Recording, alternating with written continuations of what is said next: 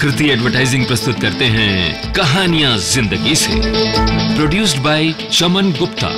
दोस्तों, प्रस्तुत है कहानी एक मुर्दा इश्तिहार। लेखिका हैं सावित्री बलूनी। मलेशिया की पुलिस एक इश्तिहार देती है। इश्तिहार केरल के अखबार में छपता है। इस इश्तिहार में एक मुर्दे की तस्वीर थी। तस्वीर देखते ही केरल पुलिस की नजरों के सामने 22 साल पुराना एक चेहरा अचानक तैरने लगता है। ये चेहरा था एक ऐसी कातिल डॉक्टर का जिसने अपनी मोहब्बत के टुकड़ों को 2 बैग में बंद कर दिया था।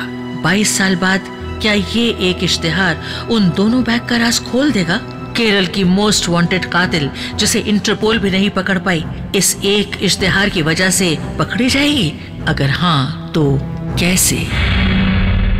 बात अक्टूबर 2007 की है। मलेशिया में एक ऊंची बिल्डिंग से गिरकर एक महिला की मौत हो जाती है।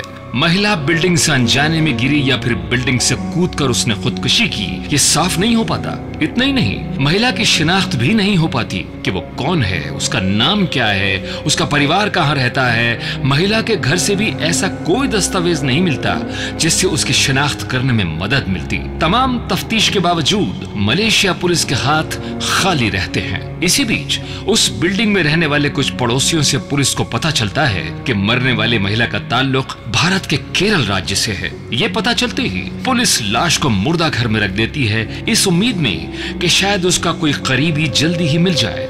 चूंकि मलेशिया में केरल के हजारों लोग रहते हैं, लिहाजा पुलिस ने अब उन लोगों से महिला की पहचान करने में मदद मांगी, लेकिन पुलिस को कोई सुराग नहीं मिला। इसी के बाद पुलिस ने महिला का पता लगाने के लिए केरल के एक अखबार में महिला की तस्वीर के साथ एक गुमशुदा लाश का विज्ञापन दिया। इधर केरल के अखबार में ये विज्ञापन आता है, उधर अचानक केरल के लोगों को विज्ञापन में उस मुर्दा महिला की तस्वीर देखते ही 22 साल पुरानी एक कहानी याद आ जाती है।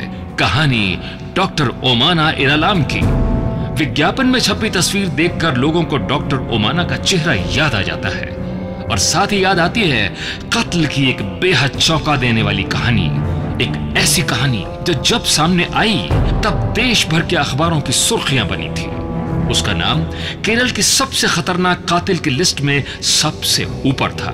उसे पकड़ने के लिए पुलिस ने एड़ी चोटी का जोर लगा दिया था, लेकिन वो पुलिस के कभी हाथ नहीं आई, बल्कि खबर आई कि वो देश से बाहर भाग गई है। उसे पकड़ने के लिए भारतीय पुलिस ने इंटरपोल से मदद मांगी। तो क्या जिसे पुलिस और इंटरपोल तक ढूंढ रही थी वो डॉक्टर ओमाना वही थी जिसकी मौत मलेशिया की ऊंची बिल्डिंग से गिरने की वजह से हुई? अगर हाँ, तो विज्ञापन देखने के बाद भी उसकी कोई शिनाख्त के लिए अब तक आगे क्यों नहीं आया? विज्ञापन निकले अब 4 महीने बीत चुके थे। मलेशियाई पुलिस अब पूरी तरह से मायूस हो चुकी थी, लेकिन तभी 4 महीने बाद अचानक एक महिला सामने आती है और दावा करती है कि वो मरने वाली को जानती है। वो महिला खुद को उसकी बहन बताती है और कहती है, सर, विज्ञापन में जिसकी तस्वीर है उसका नाम मर्लिन रूबी है। वो मलेशिया में एक स्टोर में काम करती थी।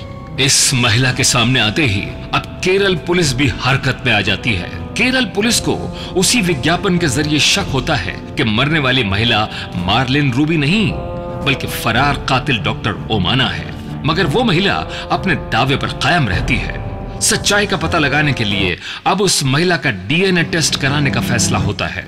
इत्तेफाक से दोनों का डीएनए मैच हो जाता है, यानी महिला बोल रही थी कि सर, मलेशिया में बिल्डिंग से गिरने से जिसकी मौत हुई वो डॉक्टर ओमाना नहीं बल्कि उसकी बहन मार्लिन रूबी ही थी।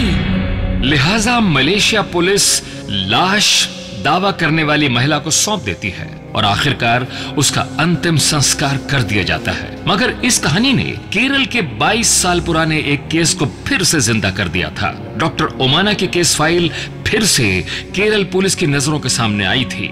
आखिर कौन थी डॉक्टर ओमाना? केरल की मोस्ट वांटेड क्रिमिनल की लिस्ट में उसका नाम टॉप पर क्यों था? आखिर उसने ऐसा क्या किया था? इन सवालों के जवाब जानने के लिए 22 साल पहले लौटना होगा। डॉक्टर ओमाना केरल के एक संपन्न परिवार की लड़की थी। पढ़ने में बेहद होशियार। चूंकि पढ़ाई लिखाई में अच्छी थी, लिहाजा मेडिकल में उसका दाखिला हो गया और फिर आई स्पेशलिस्ट यानी आंखों की डॉक्टर के तौर पर उसने प्रैक्टिस शुरू कर दी। उसके तमाम भाई भी ऊंचे और अच्छे ओहदों पर थे। इसी बीच घर वालों ने ओमाना के लिए एक लड़का देखा और बच्चों के डॉक्टर राधा कृष्णन के साथ डॉक्टर ओमाना की शादी हो गई। शादी के बाद दोनों बेहद खुश थे। वक्त बीता, कुछ साल में दोनों के 2 बच्चे भी हुए। सब कुछ अच्छा चल रहा था। पूरा परिवार केरल में रह रहा था। दोनों की प्रैक्टिस भी अच्छी चल रही थी। परिवार खुशहाल था। इसी दौरान दोनों पति पत्नी अपने घर को नए ढंग से बनाने की सोचते हैं। घर को नया डिजाइन देने के लिए वो एक आर्किटेक्ट से संपर्क करते हैं। उस आर्किटेक्ट का नाम था मुरलीधरन। मगर मुरलीधरन के आते ही एक नई कहानी जन्म लेती है।